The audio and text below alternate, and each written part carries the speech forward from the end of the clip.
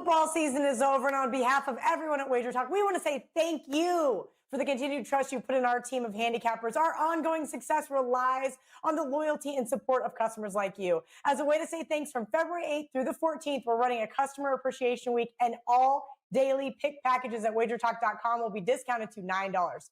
And yes, of course, that includes any 5% best bets, normally priced at $40. Once again, thank you for your business and trust in the WagerTalk family.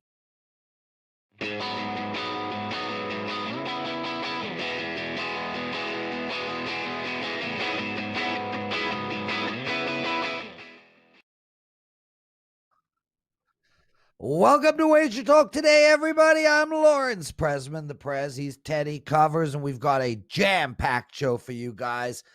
Kelly Stewart, right off the top, we're going to talk some college hoops with her.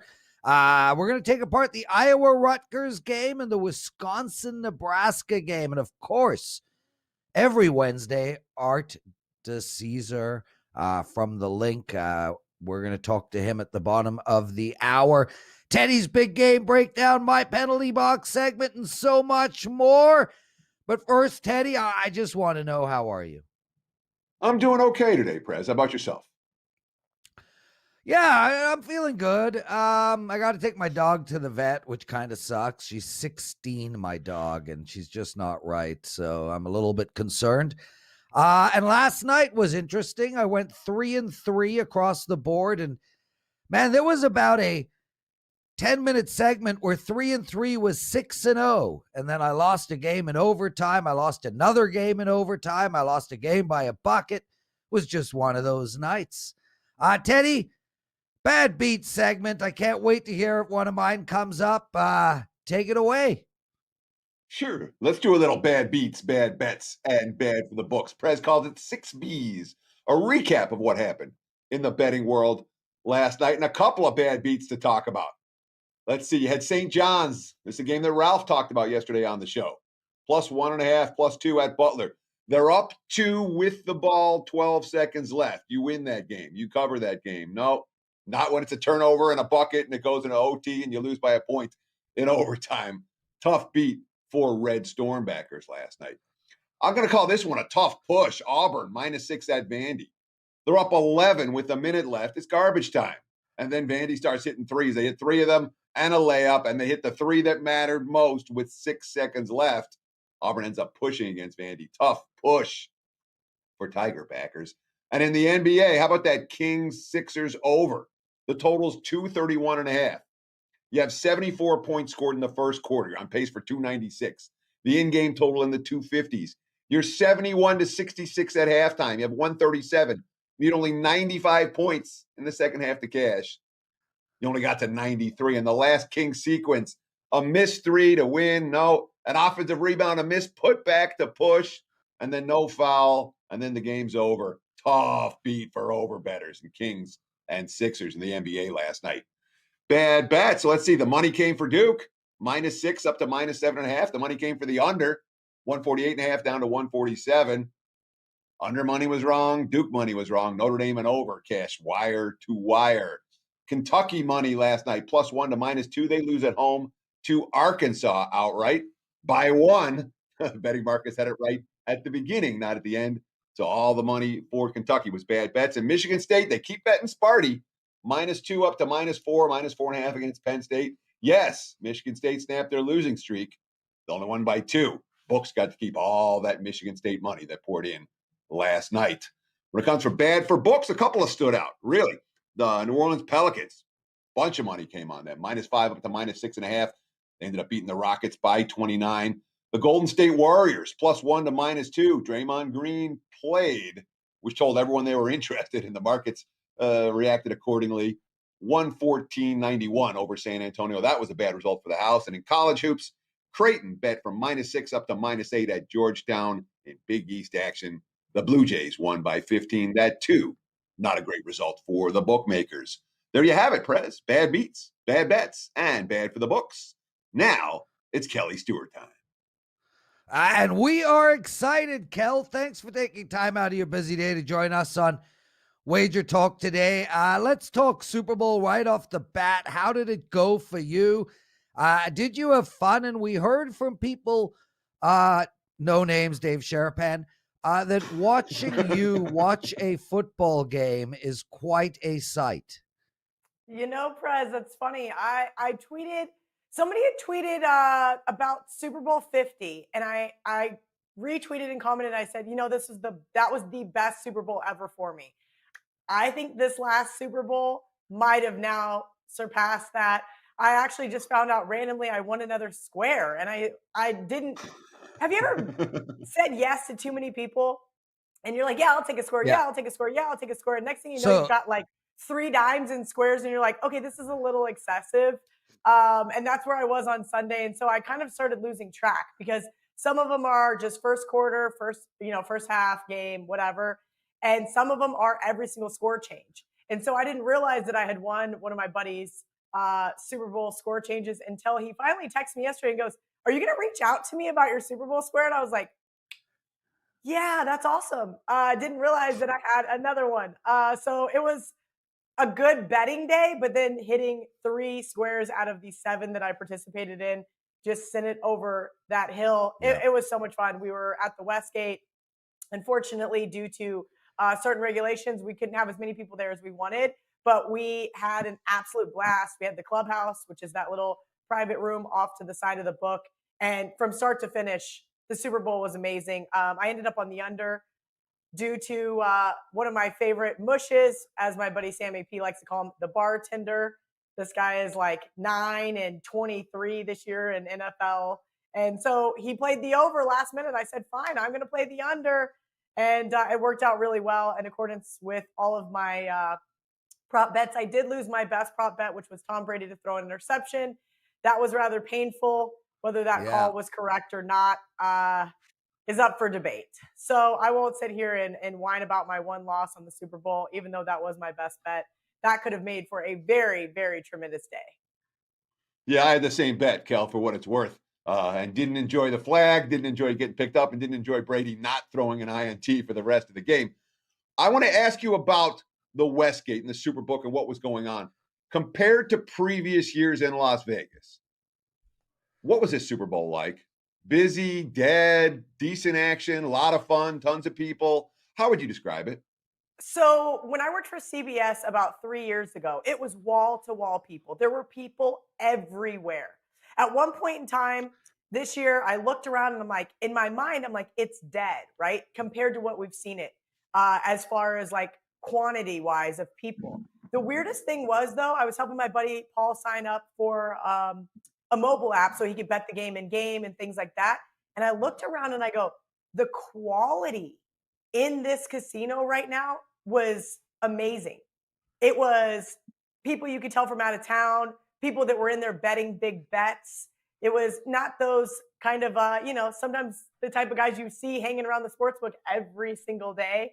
It's just one of those things where I was like, wow, this is really a quality over quantity Super Bowl. It was an absolute blast I'm telling you, from the coin flip, the national anthem, like out of the gate, we had so much fun. And I really actually enjoyed it. And that's the first time I've had the clubhouse because normally I can't afford it during Super Bowl. But given the circumstances this year, they had more things readily available. They didn't have the big convention space that they normally have, which is where I usually watch the game. But the theater was rocking. I went down there and said hi to some people. It was kind of a nice change. I know that we want Super Bowl to be this like crazy madhouse, but it wasn't, and it was kind of refreshing. So in terms of overall handle for Nevada was 154 million in the last year, and then this year handled down to 137 million. But that's not, it's a drop in handle, but also given that you can bet legally in all these other states now and the big bets don't have to come into Nevada, I'm not surprised. And I would anticipate handle trickling down. But at the same time, I didn't look at those numbers and go, wow, what a disaster. I look at those numbers and go, hey, Vegas did 90% of what they did last year with half the crowd. Agree or disagree? Absolutely agree, Teddy. And I think you're right. We're going to see handle start to drop. Right now, what are we sitting at? 21 states, 20 states, 22 states? We're right around that number. I lose count because I feel like every single day I keep hearing new states in the marketplace. Guess what? When California gets legalized, our little neighbors to the west, we're going to see that drop even further because they're going to be able to go to their casinos. They're going to be able to have their Super Bowl parties at home and still be able to get their action down. The idea of coming to Vegas for Super Bowl, March Madness, all those things is still going to be there. It's still going to be an absolute blast. But I do think it's going to be more reserved for those higher end clients. And I think that that's one thing that we learned this weekend. Kelly Stewart, everybody, the best of the best. Prez is only saying that because I told him I'd start coming on Wager Talk today. Now that bet on it's over. Well, actually, it's funny because you did make a statement about coming on Wager Talk today, and that is if we don't have 100 likes by the end of your segment, you're not coming on again. So only guys, I think that's setting the bar a little low, Prez. I'd like to bump that up. I'm going to say 200 likes. Okay, well then this you're is not early going to for be me. on the As show. you can tell, again, I didn't even do my hair for you guys. I was like, you know what? I'm going to the gym after this. This is my first Wednesday off in 25 weeks. Kel, we don't talk about the appearances of our guests. But the people in the chat room are loving your hair right now. Anyway, your square statement was great because I got a call from Carmine on Monday, and he's like, hey, you want a square? Melissa, one of our customer service agents in Detroit, he's like, yeah, Melissa did a square pool and you won one. I'm like, she did? I'm in it? What do you mean? He's like, yeah, you won. So how much did I win? So it turned out that a good call went bad very quick. I didn't know I was in the squares, so I didn't pay. So lo and behold, I won a square, and it turned out to be less money than my entry fee, which I didn't know about. So I got all excited, and now I'm out money on that deal. Oh my goodness. Well, it was for a good cause, Prez. It was for a high school boys football team in Michigan. I bought, I think, 5 or 6 of the squares, me and my buddies did. And I hit one of the reverses, and I was really excited. And then I thought it was only for $50, and I go, give it to the kids. Give it to the kids. Well, Carmine calls me, and I'm like, just tell Melissa to keep the money. Anyway, we love having you on, man. Teddy and I are stoked. Let's get to some college basketball. And let me ask you this. You bet so much on college football, specifically in NFL. And now both are over. Is college basketball where you're going to turn your attention to? You know, this is really interesting, Prez. So I haven't really got to talk to you and catch up with you a lot lately, but I'm doing a new NBA show with Bleacher Report, Turner Sports, and it's called the NBA Bet Stream. And so the NBA has really taken over my focus and had to have for about the last month and a half, which is so abnormal for me. I mean, if you asked me 5 years ago if I was betting the NBA, I'm like, no, what is wrong with you? Maybe Teddy would give me a little flyer here or there at the studio. Hey, I like this total tonight, or take this side. But outside of that, I had no interest in handicapping the NBA. But it's been a really fun gig for me. And I've really started to enjoy finding some edges in the NBA, particularly finding some overreactions and playing against them once everybody else overreacts, like right before tip. I know we haven't seen anything like super egregious this year, like LeBron is out and the line moves 7 points, but we do get some fun information like that. Or the other night I had the over in the Denver Nuggets game, and it was so much fun because it's trending in the 260s. And I'm like, rocking chair winner. I'm live on the show. And next thing you know, I'm sweating the original total of like the low 230s. And I'm going, what happened here? This line was supposed to land in the 250s. This was going to be easy. So it's been really fun. But yes, I am going to really start to get back into college basketball. It is actually one of my favorite things. I mentioned March Madness earlier. Love March Madness, the best 3 weeks of any sporting event for the year. But I'm taking this similar to what I did with college football this year, and that's with a grain of salt. I don't have any futures bets live because given what they basically said is, look, if a team can't play or a player can't play, it doesn't matter. The show goes on. We're holding this tournament regardless. So if you have a Gonzaga ticket and something catastrophic happens, you're SOL. Yeah. And I just didn't want to put myself in that position. And particularly over the last 5 years anyway, I realized in November, when you start trying to focus on NFL, then you already got college football, and then you try to throw college basketball in the mix. For me personally, I didn't have the time and the discipline to focus on 3 sports. And so I started moving back college basketball to about January when they started conference play and then the bowl games were over. And it was better for me. This year, I've really waited until the NFL season was over to kind of catch up with the college basketball, just because it has been so weird. I'll look at some games and I'll say, okay, I really like this side. And the next thing you know, I'm going, well, that was a loser. Why did I force this play? So I decided it was better for me to just wait. And I really only focus on 2 conferences this year, particularly in the past, maybe 5. But this year I'm focusing on the Big 10 and the Big 12. And I think that that's where I can make some money and find some winners for everybody. On behalf of everybody in the chat room, Elliot, calm down. Hi, Elliot. Kelly. Oh, say that again. I did. I remember Elliot. You asked me to shout him out, I think, I don't know, sometime last fall. Yeah. He's calmer. I mean, there's a He's lot calmer. of emojis going on. Kel, Iowa, Rutgers. Iowa's minus 6.5, a big total, 152. Let's get to some actionable information. What should our listeners bet in that game? You know, Iowa off 2 really close losses. And so I don't love to always back a team when they're down, but I'm going to back a team. I'm going to fade a team while they're down 0-5 against the spread in their last 5 games. Rutgers has been on a nice little 4-game win streak. I think 6.5 is just too much here. I know I'm looking at the Ken Palm scouting report right now for Iowa, number 1 in offense, which is just shocking.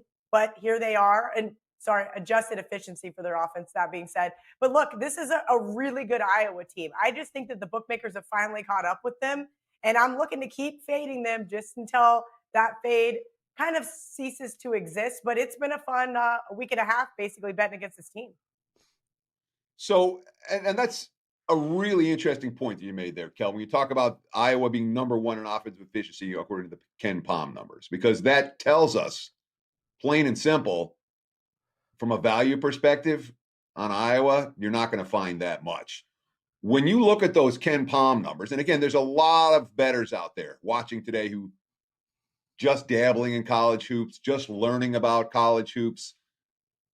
If you give us some advice, besides focusing on just the 2, you're focusing on fewer conferences, as you just learned, as you're, in a weird season. Besides that, what else would you look at that factors into this game?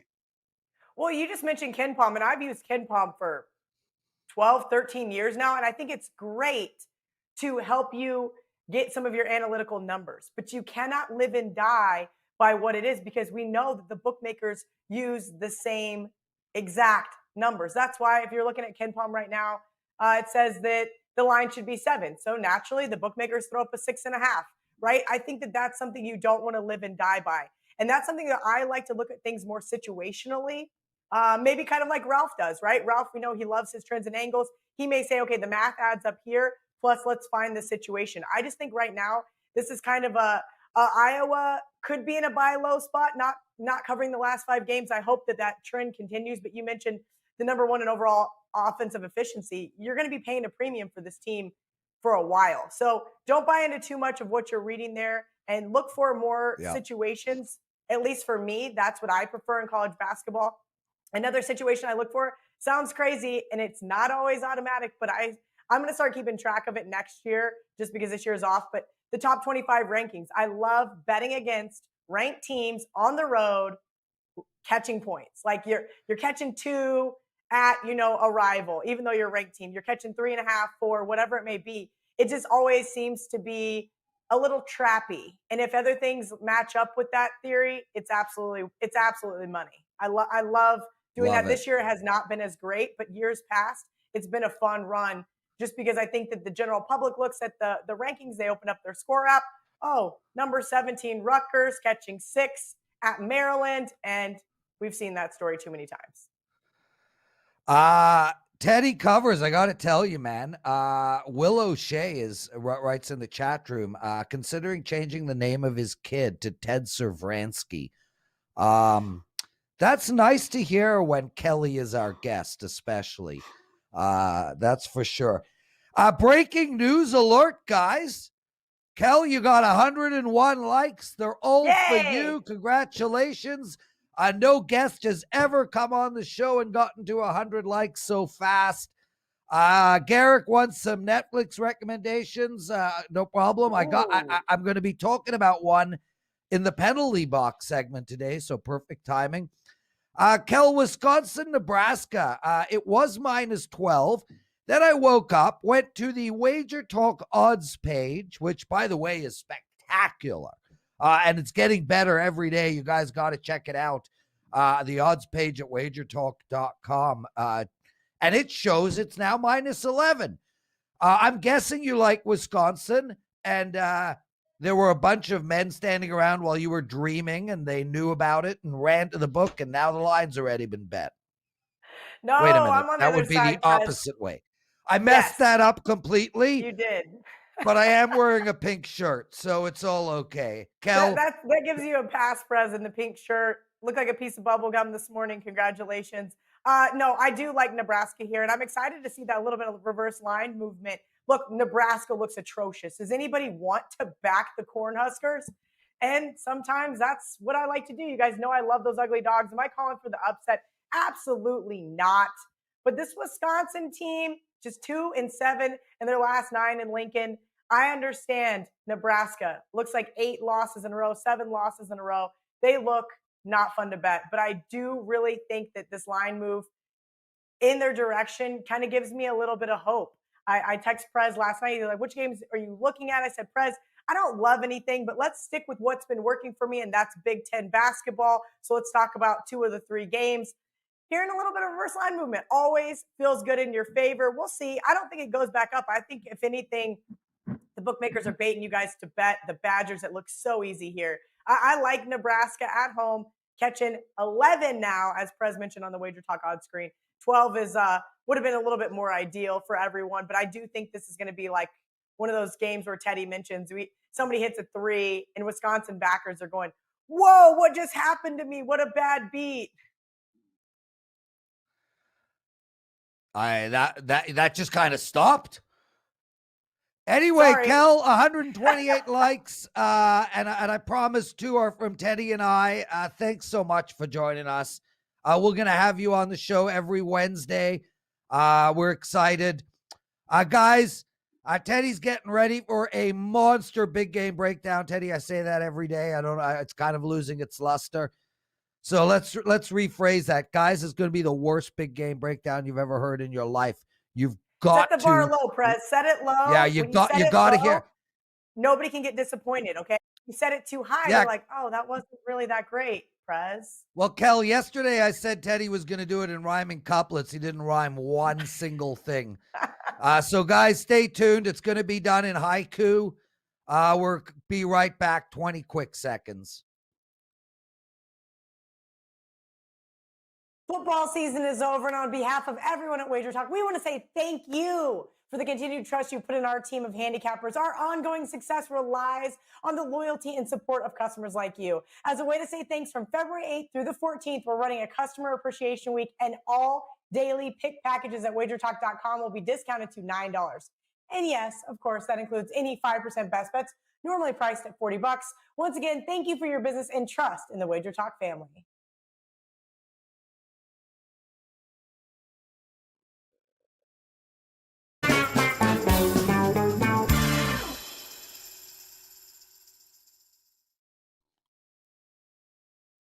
It is time for today's big game breakdown. Let's go to the NBA tonight and take a look at the Brooklyn Nets and the Indiana Pacers.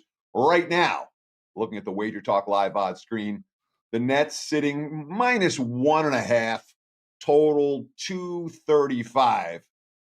We might be getting a buy low opportunity here for the Brooklyn Nets. This is the second of back-to-backs for the Nets. They played in Detroit last night. And all the quotes after the game, Kyrie Irving, we look very average and we have the talent that the eye test presents, that we should be dominating. We're dealing with a lot of the reality that we're putting this together on the fly. Kyrie Irving, I don't think we go out every single day of our lives and sacrifice the time in order to be average at anything. When we look very average, we have the talent and that we should be dominating. So certainly a Nets team that I would anticipate bringing a fair level of focus this evening against Indiana. And I know they're without Kevin Durant. He's out in the contact tracing protocols until at least Friday. And I know that there were issues yesterday where Harden and DeAndre Jordan got after each other, and Harden unhappy with Jordan's defensive effort. Steve Nash after the game, no panic. I don't think they were necessarily picking on him. It's an emotional sport. We find ourselves in the hole and get a little emotional. Now it's 3 straight losses for the Nets. Nash, this is professional sports. The other team is talented and capable, and we're shorthanded. We got a lot to clean up. Number one thing is just that attitude, that competition level, and that connectivity. Normally, when I see quotes like that, I'm not excited about laying points with that team on the second of back-to-backs. All that said, Indiana's 1-5 straight up in ATS their last 6. They're struggling on the defensive end of the court. They're on the first of back-to-backs. They get the Pistons tomorrow. And we're getting a very cheap price to look at Brooklyn in a game that we can be confident that the Nets are going to be motivated. And the price is cheap. If you're riding these Nets over, keep riding them over. 235, certainly reasonable. Indiana's defense hasn't been great, other than Miles Turner. I like the Nets, -1.5. I think we're buying low on the better of these two teams. There you have it. Big game breakdown. Look at the Nets, look at the over. Back to you, Mr. Prez. Thank you kindly, Teddy. Great stuff, man. I was on the over in the Nets game last night. That was a tight ending, to say the least. Arthur DiCesare, he's going to be joining us any second now. Did you get a chance? Where did you watch the Super Bowl, Teddy? I watched it in my living room. Barely. I mean, I did not watch the whole game. All right. It was over. It was over in the fourth quarter. Normally, you're watching right to the end. I didn't watch the fourth quarter of that game. I was outside smoking cigarettes. Oh, well, that's really good. Did you watch it with your boy? I did. Part of it. I mean, he wasn't, he won't sit and watch a game. He'll sit and watch a few minutes of it, but yeah, he's not a football fan at the level that he can sit down and watch football for 3 hours. He's not there. Yeah. And so be it. Guys, I got to tell you something. Teddy's boy, Isaac, he wrote a song, and Teddy sings in it. It's spectacular, dude. Like, we own the rights to this song. Any chance we can use the song for my penalty box segment? Yeah, I'll take the no. No, it's a great tune. All right. Oh my God. It's Isaac's music. When he wants to do something with it, he will. Well, I'll reach out to Isaac tonight. Arthur DiCesare! That's an interesting brim on your cap, my friend. What's up? Welcome to WagerTalk Today. Thanks for joining us. What's up, boys? So, Arthur, let's start with this, man. First of all, how are you today? I'm good. I'm doing great. All right, good. That's key. Because if you're, having a miserable day, I'll let you vent for a minute. But I want to go back to Sunday for just a moment. This will be our final look at the Super Bowl from the house's perspective. And there's 2 things I want to ask about. 1, how'd you guys do?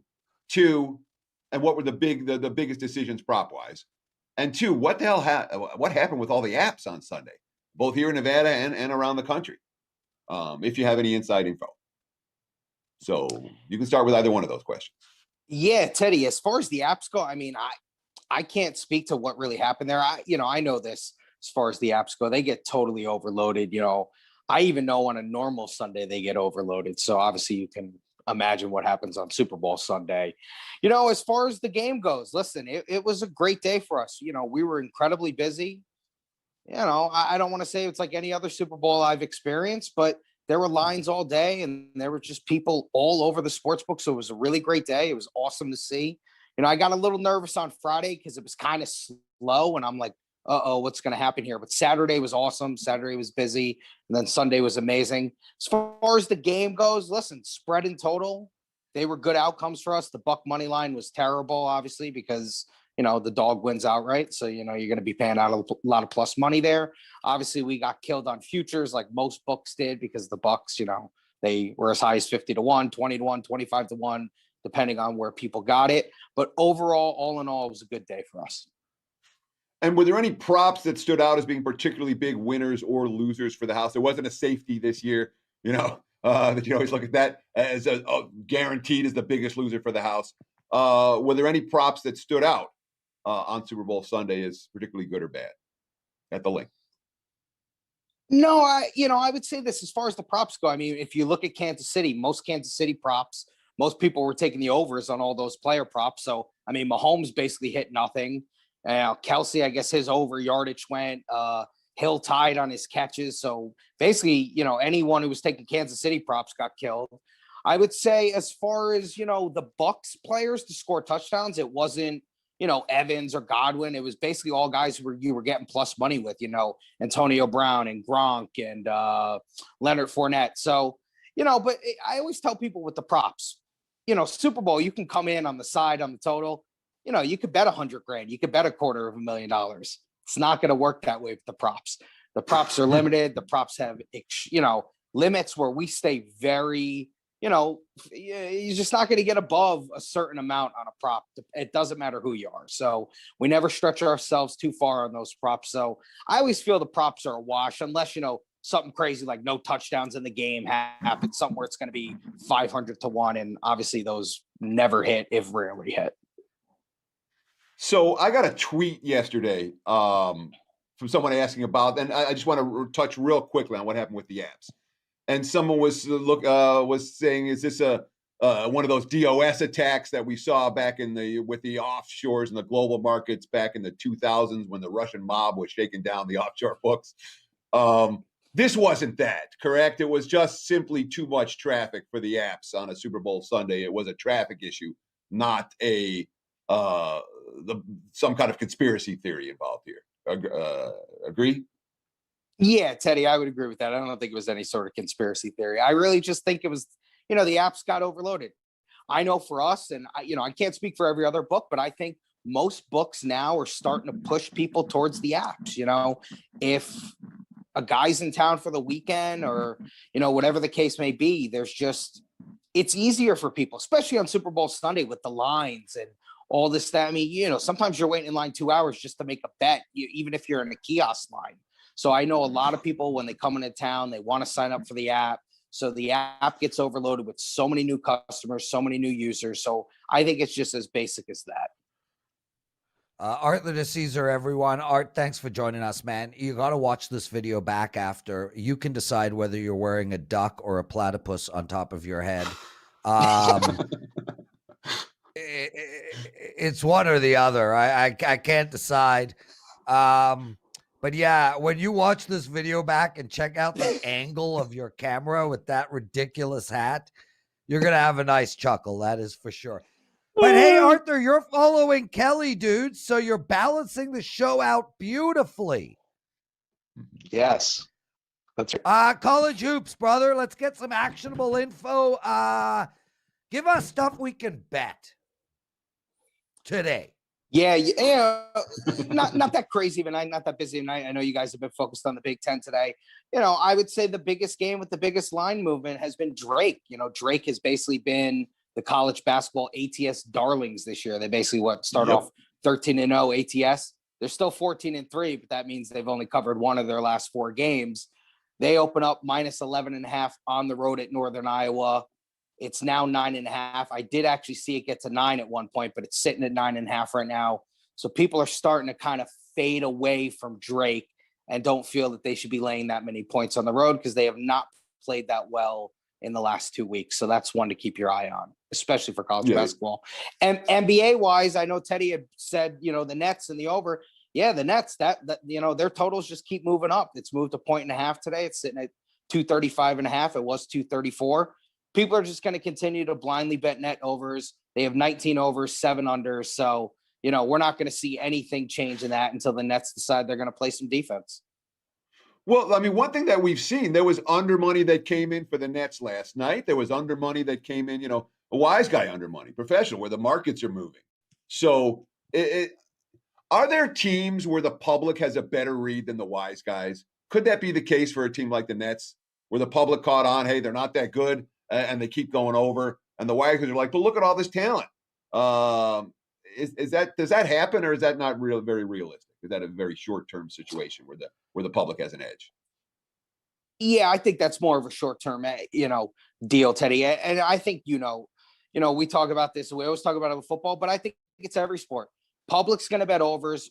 The sharp and the wiser guys are going to look for spots where they can find a good number and take the under, because they're always going to want to be against what the public's doing. Because, the public's just blindly coming in and looking at it like, oh, look at the Nets, this, that, and the other. Obviously they're giving up 140 points a game, and look at all the offensive talent they have. But, at some point, those numbers are going to get so inflated that people are going to buy back on the under, and the smarter guys are going to buy back on the under. So when you say, yeah, sharp guys are betting, taking under, and you see that under money coming in, I think that's why that happens. Because I know the guys I talk to in the book, on a daily basis, who I don't consider, they're just the daily guys, and the daily guys who come in, they look at the Nets and they're always like, oh, the Nets, you got to take those overs. You got to take those overs. So, I think it can work both ways with that. Yeah. And it also changes on a dime. And before you know it, they've gone under 4 in a row. Arthur, Nasty NB, one of our listeners, asks, so do we bet on Drake today, or don't we bet on Drake today? Well, that's a great question. I think when you look at it, just the way they've played in the last couple of weeks, it's hard. It was 11.5. If you're giving 11.5 as a road team, that's a lot of points. I mean, right now it's sitting under 10. I wouldn't feel good either way about it, because, I had Drake a couple weeks ago when they basically killed me against Missouri State. Missouri State's basically up 20 at the half and I lose the game. I'm getting 4 points. They lose by 5. So, I mean, to me, I have no feel on that, but I get why people have kind of gone the Northern Iowa route here, because Drake hasn't looked that great and they haven't covered, 3 of their last 4 games. So I get it. Yeah. And one of the things that Art is talking about, we talk about the actual info, where the sharp money is coming. That's what the info that he's providing us with when he comes on the show each and every Wednesday. And what he's saying is that the sharp money is against Drake for this evening, like it has been the last couple of games. A team that their lofty start. You ask me, if you bet Drake for the next 10 games, you're not likely to turn a profit. Prez, do you want to ask a little NHL before we let Art DiCesare, of course, at ArtDice21 on Twitter, an excellent follow on Twitter. I encourage you to do that. You want to ask a little hockey before we let him go? Yeah, I mean, Art, there's only 2 games going today.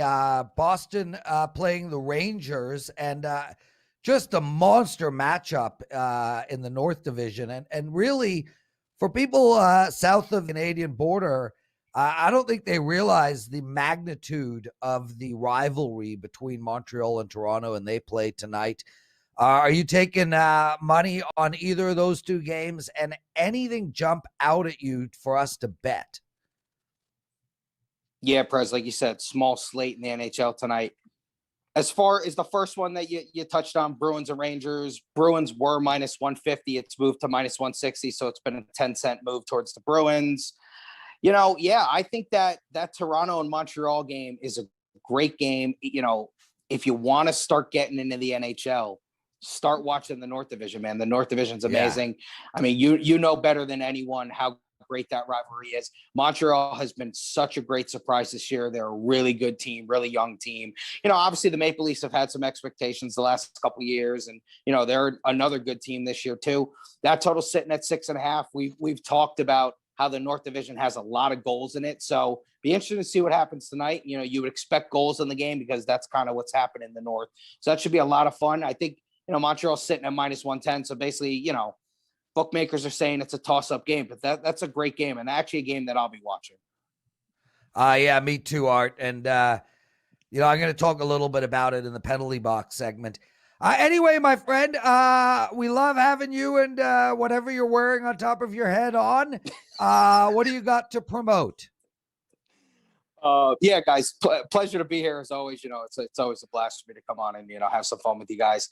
Listen, this is the, I want to say the 6 weeks, the slow time, we can finally breathe, when it hits halftime on Sunday, during the Super Bowl, you start to get a little depressed because there's no more football, that's coming. Yeah. But, guys, listen, always come down to the LINQ. I'm always there. I'm always available. Like I said, I say this every week. I've met a ton of really great viewers, guys who, hey, I listen to, Wager Talk every day. I love seeing you on there, blah, blah, blah. So it's always great to meet people. I'm always there to talk and have some fun. So just come down and say hi and, come down and check out the fan caves at the LINQ, guys. Arthur DiCesare, everyone. Dude, we can't thank you enough for joining us. Guys, follow him at ArtDice21. Art, I took a picture of you in the hat. I'll tweet it out later. Thanks, brother. Guys, we're going to take 20 seconds. I got to get warmed up and ready. I'm going to do some bicep curls and some air squats for my penalty box segment. Thanks, Art.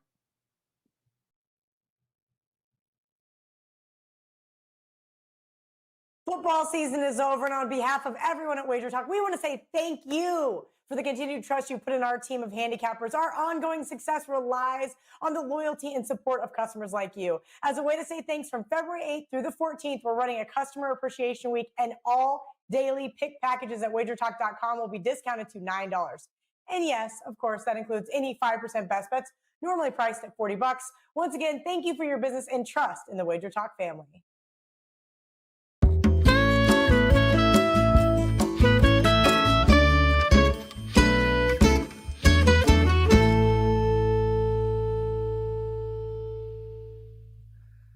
Teddy always chuckles when Joe plays that tune. It's me, Lawrence Presman. Time for the penalty box, guys. Also, quick reminder, it's Customer Appreciation Week at WagerTalk.com. Every play, every package, every handicapper, only $9. It goes all week. Thanks for joining us at WagerTalk.com. And Joe, start that clock, would you?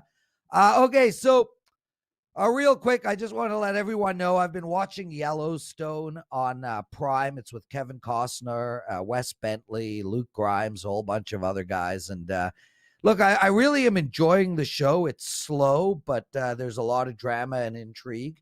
But what I do want to say, and I'll ask Teddy this when he comes back, is when you watch a show where every guy in the show is wearing a cowboy hat, and obviously a good one at that, I want a cowboy hat. Like, I feel more manly in a cowboy hat. I'm probably the last generation who, John Wayne and all of these guys back in the day, they kind of defined masculine men as men who wore hats. I want a hat, and I want to feel more masculine. So anybody out there has got a really good Stetson that they think I'll look good in, DM me. I'll send you my address. You can send me that hat. I'll wear it on the show. I don't feel complete without a damn hat, Teddy. As for our free picks tonight, look, I'm not betting either of these hockey games, but I'll give you a quick breakdown of both. I like Boston a small amount. I prefer to play the under in this game. Boston has only lost one game in regulation all year, and it was to the Islanders 1-0, but this team is so deadly, it's hard to step in their way. If I had to bet that game, I'd take Boston, and I would take the under. As for the Toronto Maple Leafs in Montreal, I don't know how you can't bet the Toronto Maple Leafs here. I think they're a better team, and they too have only lost one game in regulation this year. Neither of these games are going to make my card, but I am going to put a small amount of money on the Bruins and the under in the Bruins game and the Toronto Maple Leafs. That's it for the penalty box segment. Teddy, how bad do you want a cowboy hat? I had a cowboy hat. My dad used to live in Corpus Christi, Texas, and I spent a couple of summers down there as a teenager. And I bought one summer and wore it around. It's been a long time since I wore a cowboy hat, Prez. I'd say, yeah. Long. Did you look good in it? Of course, dude. Did I look good in it? What kind of question is that? Covers, man. Yeah, dude, I was in Nashville like 18 months ago. I went into one of the stores. I tried hat after hat after hat. I could find nothing that looked good on me. But man, you watch a show with a bunch of studs wearing hats, and I want one so bad. I need a cowboy hat. Prez, it wasn't the hats that were the problem. Okay, well said, brother. Okay, dude, take us home. Let's call it a show. Sure, that's going to wrap it up for the Wednesday edition of Wager Talk Today. I want to thank Kelly Stewart. I want to thank Arthur DiCesare. I want to thank my co-host, Lawrence Presman. And I want to thank you, our viewing audience, for taking time out of your day to hang out with us, loaded show again tomorrow. Prez, tell them about it and tell them when we'll be back. Koken and Gianni. But Gianni just texted me during the show. He won't know what he's betting until he wakes up in the morning. So it'll be a little bit of work in the morning for us, Teddy. But Koken and Gianni tomorrow. And we got a jam-packed show on Friday. And next week, Teddy, we're going to go into the Championship League. We're going to do some soccer. Love you, bro. Guys, thanks for watching. Shout out to Kelly and Art for being with us. We'll see you all tomorrow. I'm off to the bed. Be well.